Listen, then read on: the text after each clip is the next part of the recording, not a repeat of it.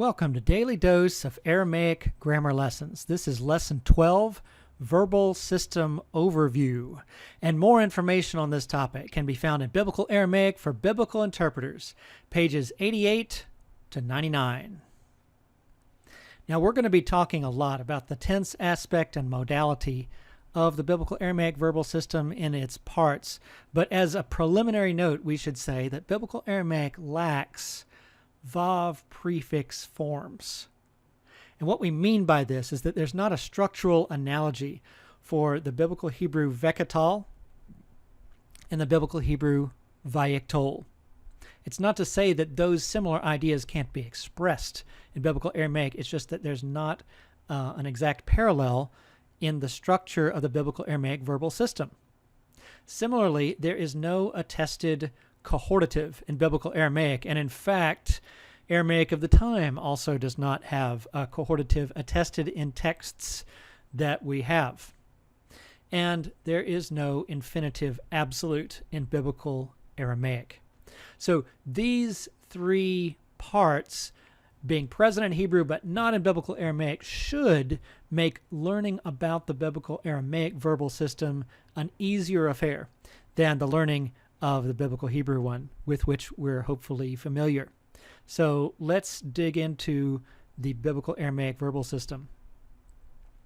The two main kinds of finite verbs in Biblical Aramaic are the perfect and the imperfect, and there's sort of a third finite verb type that is honorary. So we'll get to that. So for the perfect, in a tense prominent system, it makes sense that the tense of the perfect verb would be past. The default aspect, perfective. That's perfective viewpoint aspect. And the default modality, non-modal. Likewise, we have sort of the opposites of all of these. The imperfect has a future tense use. Its default aspect is imperfective. Its default modality is modal. And before moving on, we should say that even the tense can be overridden in a contextual sense, so we always need to take very close note of context. But the fact that there are some few exceptions does not override the overwhelming tendency of the perfect to indicate past tense and the imperfect to indicate future tense with these default other values. Now, volitional forms come from the imperfect form and are modifications of that form. As I've said, there's no attested cohortative in Biblical Aramaic. So that's why I have unattested in the lower right there for first-person volitional form. We might sometimes forget that there are two second-person volitional forms. One is the affirmative one, the so-called positive command, meaning someone is affirmatively being commanded to do something, okay? And that's the imperative. There's also a negative second-person volitional form, and that's the second-person jussive, and then the third-person jussive. Those are the special volitional forms that, by nature, are modal. So we see in this tense prominent system that there are dedicated modal forms, just like there are in Biblical Hebrew. Now, I mentioned the honorary member of the main verb types, and that's the participle. The participle in Biblical Aramaic arguably plays a greater role than in the verbal system of Biblical Hebrew. That having been said, it's malleable with respect to its tense aspect and modality. So that's why I put default on there. And as a default, it's present tense, imperfective viewpoint aspect, and non-modal. But each of those can be different. So we need to illustrate that. But first, we want to look at the special role of the participle in forming a compound tense. It does this with the finite verb hey vav hey in perfect and imperfect. And normally that hey vav hey verb comes before the participle. So in the compound tense formed with the perfect hey vav hey verb, the tense is past, as might be expected with a perfect, but what we might not expect is imperfective viewpoint aspect. And then a default modality being non-modal. Well, similarly and not similarly, imperfect hey vav hey adding the participle, well, the tense is non-past, aspect is imperfective, interesting, right? And the default modality is modal. So our distinction here is not in the area of aspect. Both the past and non-past of the compound tense here they tend to be imperfective. So we need to see this in action for sure. First, let's look at the participle. In white, I've placed participles that seem to demand from context to have a past tense interpretation. And in yellow, I've placed the ones that seem to have present tense. So it's clearly narrative. The king answered and said. And then he is speaking in the past from the narrator's perspective here in Daniel 2:8, the author. But as the king is speaking, this is reported speech in which the king is speaking about the present, especially with a so-called psychological verb there, the one of knowing. I know with certainty that you're buying time. So you see that? The tense difference between the white participles and the yellow ones? That's past and present. And then we look at this in Daniel 3:18. Your gods we will not serve. So these are Daniel's three friends speaking to Nebuchadnezzar, saying, hypothetically, in the future, we will not serve your gods. So that is a use of the participle referring to the future. And of course, it's modal because this is in the world of potential. It hasn't happened. So we can see in this case from what we have on the screen, this is not the default tense of present, it's future. It's not the default modality, it's modal. Okay, now what about the compound tense? Let's look at some examples. So in this case, I'm using white for the idea of wanting, that desire participle, and then I'm using yellow for the other ones. So whomever he wanted, he would kill. Whomever he wanted, he would let live. Whomever he wanted, he exalted. And whomever he wanted, he brought low. So this is certainly past in Daniel 5:19. It's also imperfective because it's not really any particular event. This is a habitual kind of thing, which also overlaps with the idea of modality in the past. So it definitely is past and imperfective, and in this case, modal, due to not referring to any particular event. Can't nail down which event is being talked about there. Okay, so let's look at imperfect he vav he plus participle, its use. And the imperfect he vav he here is right before that first participle, that they may bring pleasing sacrifices to the God of heaven and pray for the life of the king and his sons. Well, that's non-past. This is actually an event that hasn't happened, and it's imperfective aspect because, well, it's more than once that this bringing of sacrifices and so forth, the prayer, is desired, and the default modality is modal. This is talking about the hypothetical future. So we can see that the participle plays a very interesting and different role from Biblical Hebrew in forming this compound tense with the he vav he verb. Okay. Now what happens if instead of the he vav he verb coming first, it comes second? We're going to illustrate that with the perfect example. Here we go. I saw in the visions of the night, and look, one like a son of man came with the clouds of heaven, and he came to the Ancient of Days and was brought near to him. This different word order is sort of invisible in an English translation, but this is opposite the normal.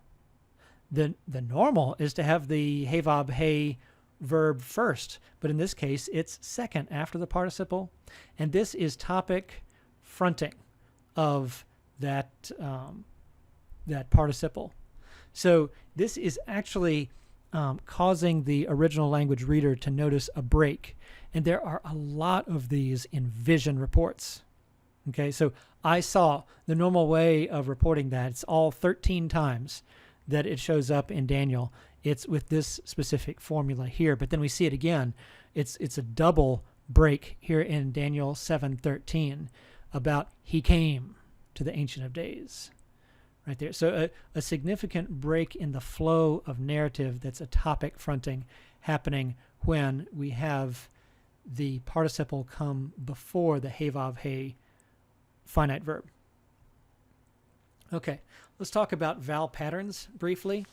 The most basic vowel pattern for a dynamic verb in Biblical Aramaic is the vocal shava with a patach. As we see in this example, I've chosen a strong verb to illustrate it, the fall verb. Now, what about the stative? Well, we see how it differs. Look at this.